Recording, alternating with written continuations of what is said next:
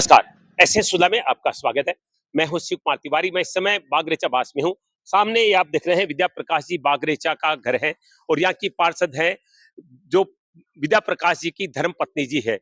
और जिस तरह की ये घटना हुई है, यहाँ पर मलबा डालने के बाद में आगे पानी इकट्ठा हो गया और पार्षद प्रतिनिधि जी है वो पूरी तरह से गंदे पानी में लेटने लगे, रोने लगे और ये वीडियो वायरल होते ही निश्चित रूप से खलबली भी मच गई प्रशासन में भी और सीएमओ तक भी वीडियो पहुंच चुका है। तो आप देखिए कि सुजानगढ़ की कैसी दशा है। पार्षद और पार्षद प्रतिनिधि को भी समस्या के लिए संघर्ष करना पड़ रहा है। तो आम लोग की तो बिसात ही क्या है, क्या होगा सुजानगढ़ का, ये मन में सोचकर भी दुख होता है। नगर परिषद सूद लेती नहीं है। लोग अपने स्तर पर अपने घरों में पानी जाने से बचाने के लिए उपाय करते हैं, लेकिन उसके कारण सड़क उबड़ खाबड़ हो जाती है और अनेक जगह पानी इकट्ठा हो जाता है। तो ये समस्या एक वार्ड की नहीं है, सुजानगढ़ के सभी वार्डों में लोगों को इस तरह की समस्याओं का सामना करना पड़ रहा है।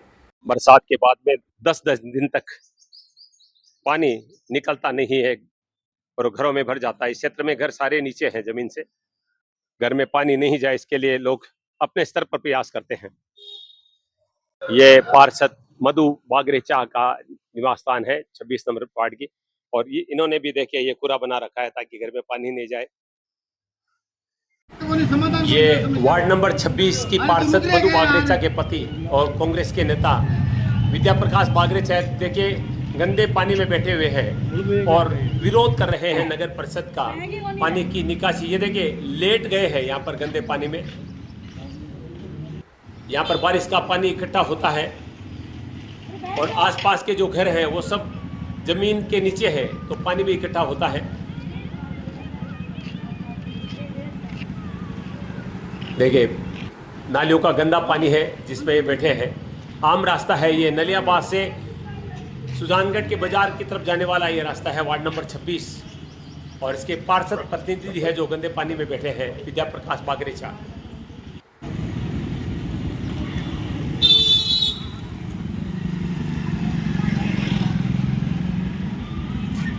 ये नगर परिषद के अधिकारी पहुंच चुके हैं यहाँ पर। अधिकारियों से देखिए बहस चल रही है। इसके पहले आप जब यहाँ पे थे, फिर आपका ट्रांसफर हो गया।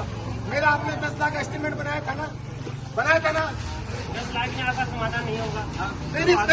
पहले की बात अरे एक मिनट चुप रहे यार, बोल ध्यान है।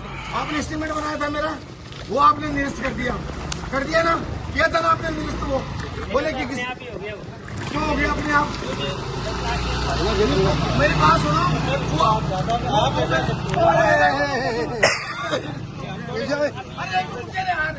एक मिनट बात तो करना।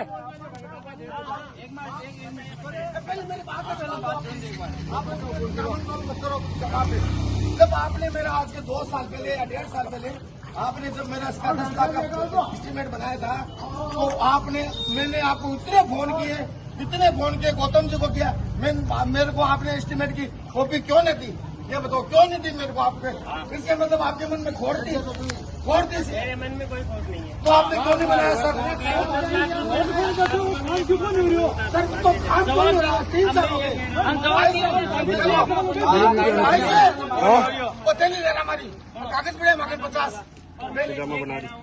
अभी मैं जो इसका सड़क दोनों तरफ की बनाने होगा एस्टिमेट कम से कम ये है ना 30-35 लाख रुपए। तो आपने अभी अरे मेरे से बात करो आप। अरे मेरे से बात करो, मेरे को सब दो आप।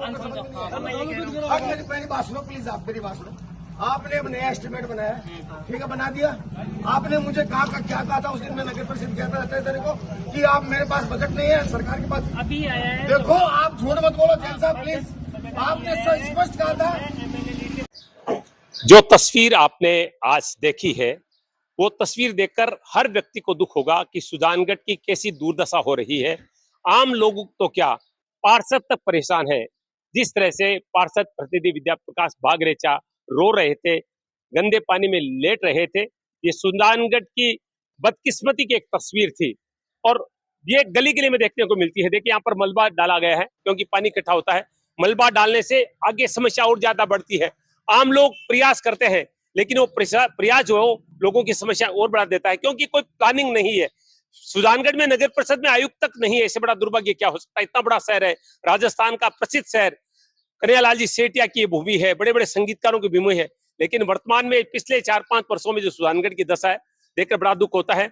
ये व्यक्ति कैसे रो रहा था, अभी भी आप देख रहे हैं आंखों में आंसू है। क्या कहना चाहेंगे? आपकी पीड़ा को हम समझ सकते हैं। देखिए, मैं ना 4-5 साल से बहुत परेशान हूँ। ये मैंने नगर परिषद में कह के लिख के मैं एकदम परेशान हो गया था और मजबूरी में मैंने ये कदम उठाया। मुझे कोई शौक नहीं है कायदे में सोना या कायदे में लपेटना या मुझे नाटक करना, ये सब मुझे शौक नहीं है। न मुझे कांग्रेस आती है, न मुझे बीजेपी आती है। मुझे तो सिर्फ ये आता है कि जनता की सेवा हो बस, और मेरे मन में कोई भावना नहीं है, न मेरे को चुनाव का कोई लालच है। मैं चुनाव लड़ता हूँ नहीं लड़ता हूँ वो मेरे वार्डवासी तय करते हैं। मैं उनके पीछे हूँ, वार्डवासियों के पीछे। अच्छा, एक बात बताइए कि लोग इसलिए कमेंट कर रहे हैं क्योंकि आप नेता है, अभाव एवं प्रकोष्ठ के अधिकारी रहे हैं, धर्मपत्नी जी पार्षद है लगातार, तो अब इसलिए कहा जाए कि चुनाव टाइम में तो ये समस्या आपने पहले क्यों नहीं उठाई? पहले मैं 2022 से लगातार लिखते, मेरे पास कागज है 50 कम से कम। 2022 से मैं शिकायत करते आ रहा हूँ, लेकिन मुझे नगर परिषद द्वारा झूठा जवाब दिया जाता है। और मेरे आप मोबाइल में रिकॉर्ड भी देख सकते हैं, मैं लगातार पोर्टल पे शिकायत करता हूँ, लेकिन पोर्टल पे नगर परिषद सुजानगढ़ द्वारा झूठी जानकारी दी जा रही है कि समस्या का समाधान हो गया, जबकि 2022 से लेके आज तक इस समस्या का कोई समाधान नहीं हुआ है। कल मैंने मजबूरी में धरना दिया तो ये मूलचंद जी बागरेचा ने यह मलबा गिरा दिया था, तो इस वजह से पूरा ये रास्ता अवरुद्ध हो गया था और पीछे पानी इकट्ठा हो जाता है बरसात आती तो, इसलिए मैंने मजबूरी में ये काम किया। और प्रशासन से मैं हाथ जोड़ के निवेदन करता हूँ कि मेरे को कोई नाटक नहीं आता है, मेरे को ये मगरमच्छ के आंसू नहीं है, लेकिन लोग कहते हैं कि नाटक है। मैं नाटक जानता ही नहीं हूँ। मुझे भगवान ने भेजा जनप्रतिनिधि की सेवा करने और मैं ईमानदारी से जनता की सेवा करूंगा, चाहे मरना मंजूर है लेकिन बेईमानी करनी मंजूर नहीं है। मैंने अपने जीवन में कभी बेईमानी की है ना, तो की है ना करूंगा। मुझे ऊपर वाले को बहुत बड़ा जवाब देना है। बेईमानी का अंत बुरा है, बेईमानी करता है उसका हमेशा वंश खत्म होता है। देखिए, बहुत भावुक व्यक्ति है, कैसे फूट फूट कर रो रहा है, आंसू बह रहे हैं। पार्षद जी क्या कहना चाहेंगे? आपकी बड़ी ताकत रही है नगर परिषद में और आप तो भंवरलाल जी मेघवाल के काफी करीबी रहे हैं, फिर भी इतना संघर्ष करना पड़ रहा है, क्या होगा सुजानगढ़? देखिए, इसमें भंवरलाल मेघवाल जी की या उनके लड़के की कोई गलती नहीं है।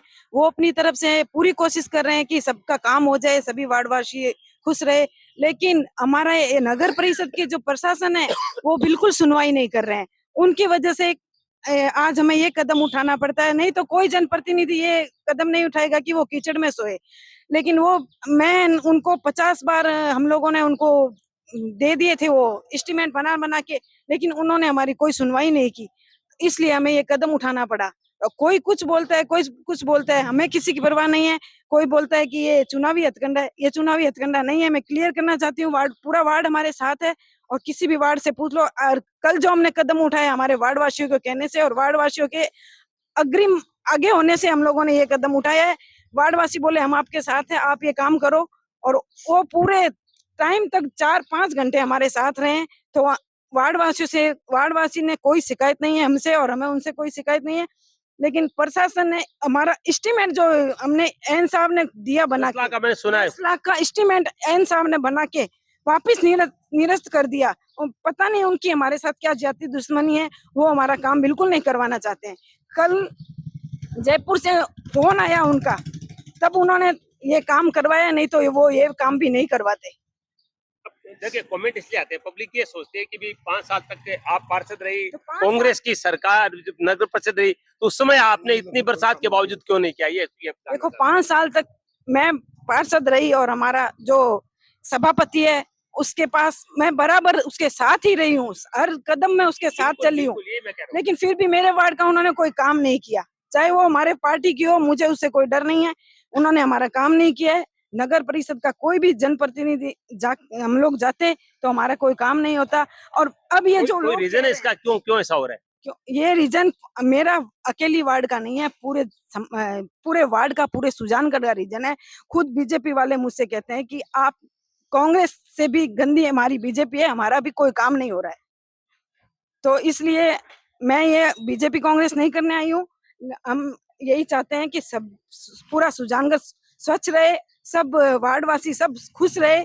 मैं यही चाहती हूँ कि सबका काम हो और नगर परिषद से किसी को निराश न करें, चाहे मैं जाओ चाहे कोई और पार्षद जाओ। मैंने सुना सीएमओ से वीडियो देखने के बाद कॉल आया है, तो क्या कहा गया है, क्या आश्वासन मिला आपको? सीएमओ साहब ने कहा मैडम आप अपना काम करवाइए, जारी रखिए, अगर आपका काम नहीं हो तो मुझे आप वापस कॉल डालिए, मैं आपका काम करवाऊंगा। उन्होंने बहुत अच्छा आश्वासन दिया है।